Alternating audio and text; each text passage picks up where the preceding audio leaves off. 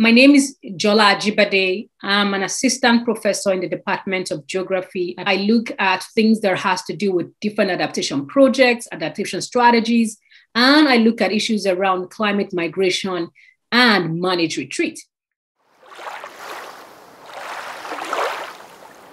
There are different ways in which we might talk about equity. We might think about social justice as an equity framework. We might think about environmental justice. We might think about transformative justice, which has to do with transforming historical patterns of development, but also transforming historical patterns of racial and class and gender injustice.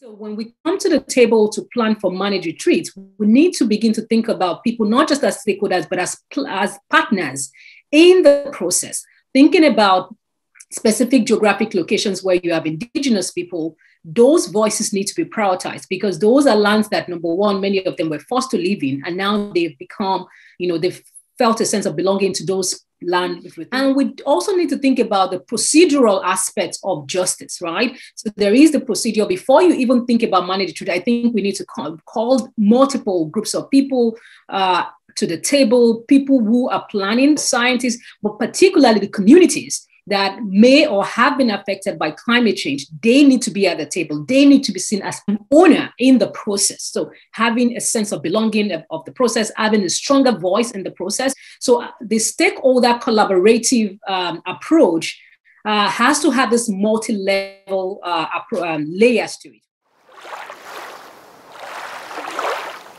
Rethinking what equity means from the perspective of community, I think is the way to go.